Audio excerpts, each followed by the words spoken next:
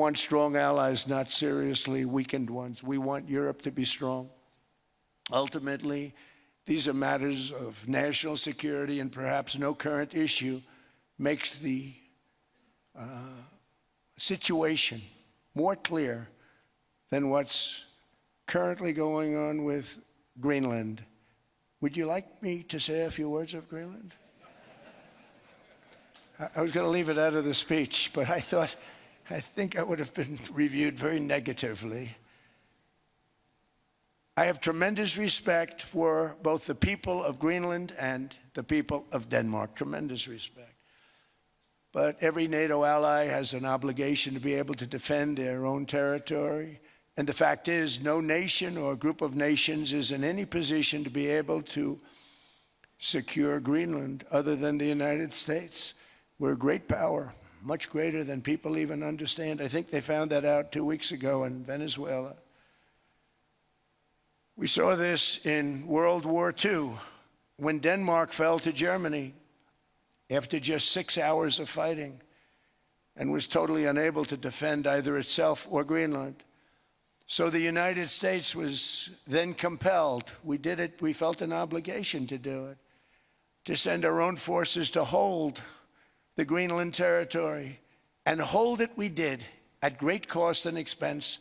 They didn't have a chance of getting on it, and they tried. Denmark knows that. We literally set up bases on Greenland for Denmark. We fought for Denmark. We weren't fighting for anyone else. We were fighting to save it for Denmark. Big, beautiful piece of ice. It's hard to call it land. It's a big piece of ice. But we saved Greenland and successfully prevented our enemies from gaining a foothold in our hemisphere. So we did it for ourselves also. And then after the war, which we won it big. Without us, right now you'd all be speaking German and a little Japanese, perhaps. After the war, we gave Greenland back to Denmark. How stupid were we to do that? But we did it. But we gave it back. But how ungrateful are they now? So now our country and the world face much greater risks than it did ever before because of missiles, because of nuclear, because of weapons of warfare that I can't even talk about. 2 weeks ago, they saw weapons that nobody ever heard of.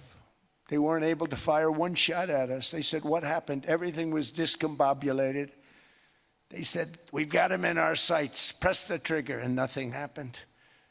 No anti-aircraft missiles went up. There was one that went up about 30 feet and crashed down right next to the people that sent it. They said, what the hell is going on? Those defensive systems were made by Russia and by China. So they're going to go back to the drawing boards, I guess. Greenland is a vast, almost entirely uninhabited and undeveloped territory that's sitting undefended in a key strategic location between the United States, Russia, and China. That's exactly where it is, right smack in the middle. Wasn't important nearly when we gave it back. You know, when we gave it back, it wasn't the same as it is now. It's not important for any other reason, you know. Everyone talks about the minerals. There's so many places. There's no rare earth. No such thing as rare earth. There's rare processing, but there's so much rare earth. And this, to get to this rare earth, you got to go through hundreds of feet of ice. That's not the reason we need it. We need it for strategic national security and international security. This enormous unsecured island is actually part of North America on the northern frontier of the Western Hemisphere. That's our territory. It is therefore a core national security interest of the United States of America. And in fact, it's been our policy for hundreds of years to prevent outside threats from entering our hemisphere. And we've done it very successfully. We've never been stronger than we are now. That's why American presidents have sought to purchase Greenland for nearly 2 centuries. You know, for 2 centuries they've been trying to do it.